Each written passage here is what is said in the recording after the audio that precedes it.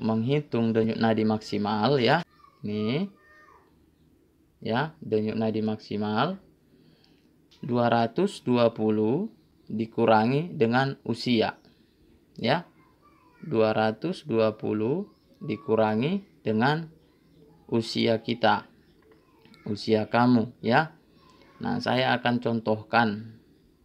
Nah, caranya itu ya bisa kita lakukan.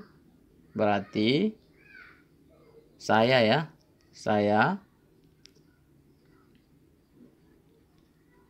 yaitu 220 dikurangi usia saya 27 tahun ya. Hasilnya adalah 193. Nah, 193 ini adalah denyut nadi maksimal saya ya. 193. Nah, itu dia.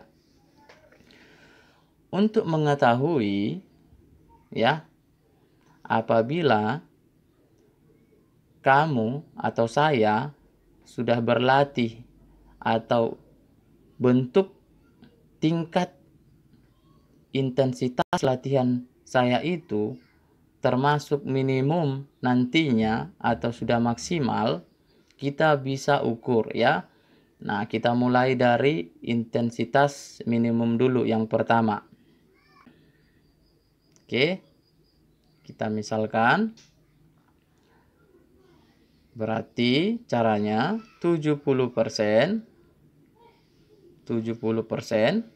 ya dikali 220 ya dikurang umur saya. Umur saya tadi 27. Nah, seperti ini. Jadi kita bisa langsung mengerjakannya ya. Kita langsung kerjakan. 70% itu sama dengan 0,7 ya dikali 193 ya dikali 193. Jadi hasilnya itu adalah, kita kalikan ya, jadi hasilnya 135,1. Sekarang kita lanjutkan intensitas latihan maksimum saya ya. Nah, untuk intensitas latihan maksimum 80% dari denyut nadi maksimal, artinya 80% dari 193. Ya, kita langsung kerjakan. Contohnya saya ya, misalnya 80%.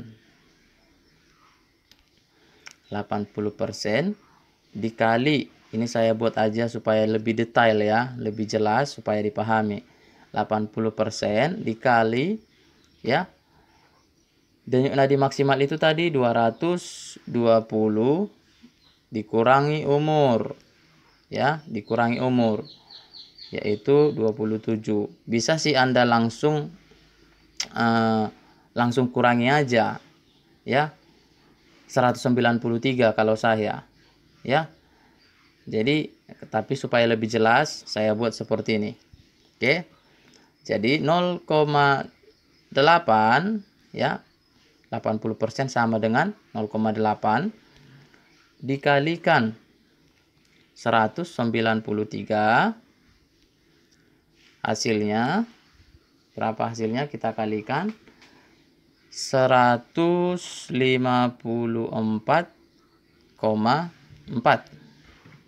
Nah, 154,4 inilah intensitas latihan maksimum saya. Ya. Jadi kalau saya sudah mencapai 154 denyut nadi saya 1 menit, berarti saya sudah berlatih maksimal. Nah, oke. Namun apabila saya masih 135,1 atau di bawah situ, di bawah 135 denyut nadi saya selama 1 menit, berarti saya masih berlatih di bawah latihan atau kemampuan saya. Masih intensitas minimum. Artinya belum seberapa latihan itu. Belum terlalu berpengaruh sama saya. Nah, itu dia. Saya kasih contoh kedua lah. Ya. Ini tadi kan saya. Sekarang yang kedua, kita misalkan anak. Ya. Anak. Anaknya itu, untuk anak sama 220 dikurangi, kita misalkan usianya itu seorang anak ini adalah 12 tahun, ya, 12 tahun. Nah, hasilnya adalah 208, ya, 208. Nah, jadi DMN atau denyut nadi maksimal seorang anak tadi adalah 208, ya, 208. Itulah denyut nadi maksimal si anak. Nah, kita akan mengetahui bagaimana intensitas minimum si anak. Nah, itu tadi saya, ya. Di sini saya, ya. Saya tadi ini. Sekarang kita akan lanjutkan untuk si anak. Nah, untuk si anak, ya, tidak perlu lagi misalkan karena sudah ada contoh. Saya langsung saja, ya. Berarti 70% dikali, ya, dikali berapa denyut nadi maksimalnya, ya, 208 kan, 208, ya, 70% dikali 208, langsung saja ke hasilnya kita. Ya, tidak perlu lagi kita gunakan 220 dikurang 12, ya. Kemudian 0,7, ya, dikali 208, tidak perlu, ya. Di sini saya buat langsung saja 70% dikali 208. Hasilnya itu adalah 146. Nah, inilah intensitas latihan untuk si anak yang berumur 12 tahun. Ya. Inilah intensitasnya. Jadi kalau dihitung 1 menit denyut nadinya belum mencapai 146, itu artinya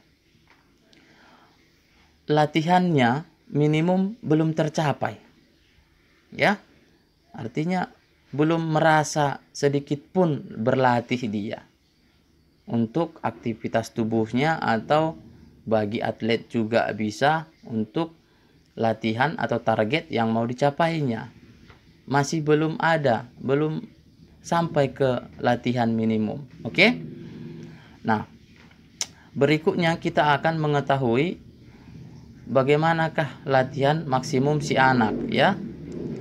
Ini kita lanjutkan. Ini tadi saya, ya. Saya, sorry. Nah, sekarang kita masuk ke anak, ya. Anak. Nah, untuk anak kita langsung saja juga, ya. 80%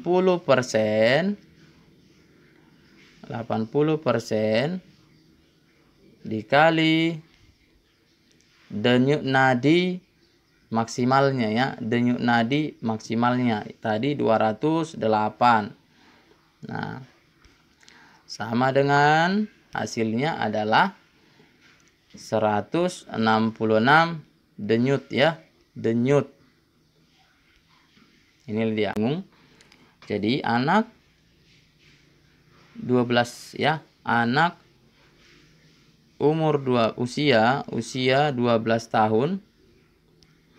12 tahun berlatih selama 20 menit jogging. Nah, 1 menit ya. Nah, 1 menit denyut nadi atau sama dengan hasil penghitungan denyut nadi. Setelah selesai dia berlari atau jogging 20 menit, diukurlah 1 menit denyut nadinya. Hasilnya dapatnya itu adalah contohnya 151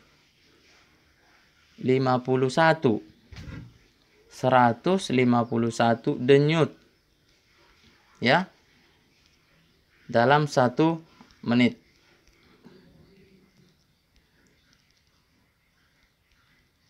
Masih dapat berlatih lagi. Jikalau dia mau melanjutkan aktivitasnya atau masih melanjutkan mau berlari ya, melanjutkan larinya, joggingnya masih bisa ya. Misalkan si anak denyut nadinya itu sudah mencapai 100 ya, 60 selama 1 menit diukur ya, 160 denyut.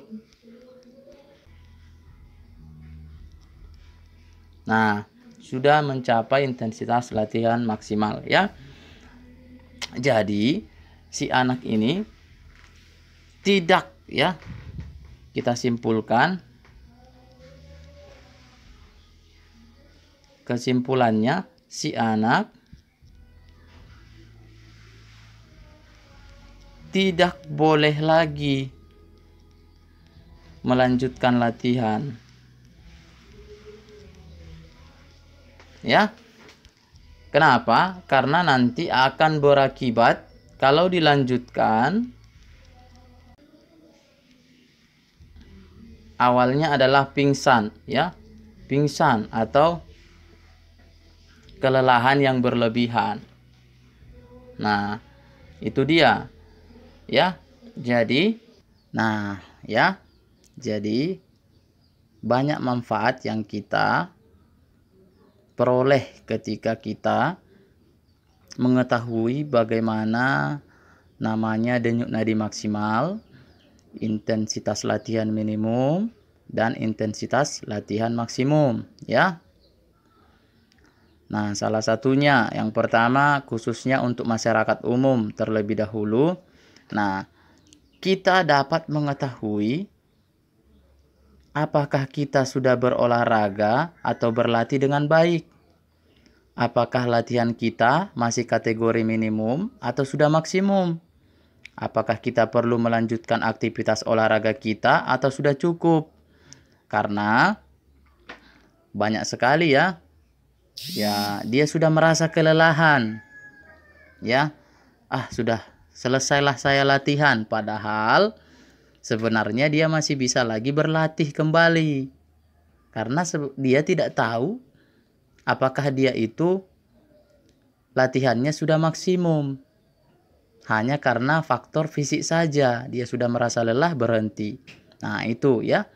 Kemudian terkadang kita itu berolahraga saking semangatnya, apalagi dalam olahraga permainan, saking semangatnya kita berolahraga, kita terus lanjutkan, terus bermain ya, terus bermain, apalagi bertanding, baik itu secara individu ya, contohnya kamu jogging, berlari ya, latihan, tapi karena semangat sekali kamu terus latihan. Nah, sementara kamu tidak tahu apakah intensitasmu itu sudah maksimum atau belum. Karena semangat yang luar biasa membuat kamu itu terus berlatih. Nah, akibatnya nanti bisa mengakibatkan kita itu pingsan, ya. Bahkan ada yang sampai muntah karena tidak tahu apakah latihannya itu sudah maksimum, terus dipaksanya karena ada target mungkin atau semangat yang luar biasa, ya. Itu untuk umum, ya. Yang kedua itu untuk pelatih. Untuk pelatih dan guru, ya. Pelatih dan guru. Khususnya pelatih olahraga dan guru olahraga, ya. Nah, kita dapat mengetahui siswa itu atau atlet yang diajari atau yang dilatih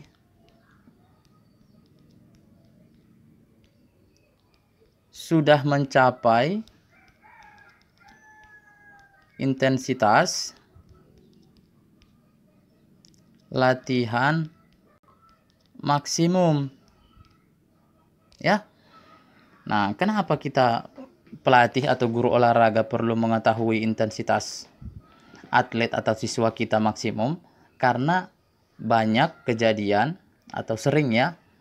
Contohnya ketika saya melatih, nah, banyak siswa itu berkata saya sudah sangat kelelahan, katanya. Nah, padahal kita bisa tahu apakah dia benar-benar sudah kelelahan, apakah dia berbohong karena dia malas berlatih atau melakukan aktivitas olahraga itu. Nah, itu dia perlunya untuk kita. Jadi, si anak itu bisa saja berpura-pura kelelahan. Nah, apabila kita sudah tahu, coba hitung denyut nadi kamu. Berapa? Nah, tentu kita jumlahkan, kita kalikan, ya, denyut nadi maksimalnya dikurangi 220 dikurangi dengan umurnya. Ya, umur si anak itu. Kemudian kalikan dengan 80%. Dihitungnya. Kita suruh si anak atau si atlet menghitung selama 1 menit. Nah, ketika dia menghitung, ternyata hasilnya itu, denyut nadinya itu belum maksimal. Nah, bisa kita paksa si anak itu. Bisa kita suruh kembali untuk berlatih, khususnya untuk pelatih. Silahkan lanjutkan latihan kamu. Kenapa? Karena itu tidak akan membahayakan dia atau tidak akan membuat dia jatuh pingsan, ya. Atau sampai muntah, bahkan sampai terkapar. Tidak mungkin.